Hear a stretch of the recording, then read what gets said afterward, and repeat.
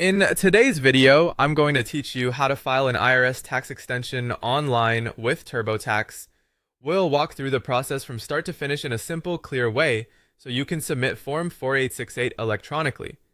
This form gives you extra time to file your federal tax return, and using TurboTax can make the process faster and easier if you want to do it online.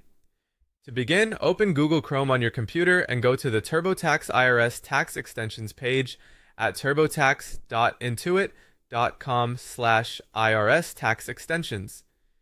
Once the page loads, take a moment to make sure you're on the correct TurboTax site before moving forward.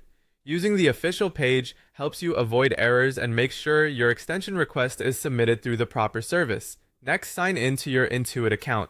If you already use TurboTax or another Intuit product, you'll likely have an account ready to go.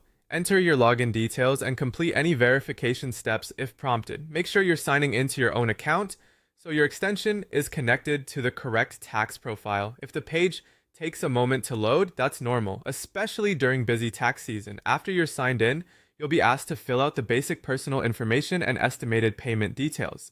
This part is important, so go slowly and review everything as you enter it. The personal details help identify you correctly, and the estimated payment section is used if you think you may owe taxes. Remember, filing an extension gives you more time to file your return, but not more time to pay any taxes due.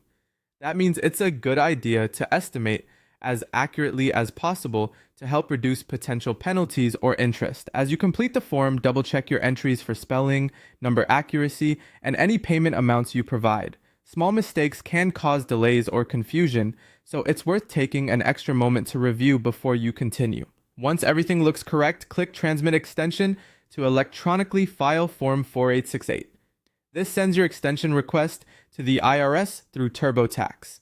After submission, watch for a confirmation message or any follow-up notice on the screen so you know your request was successfully transmitted. If available, it's also smart to save or print your confirmation for your records. And that's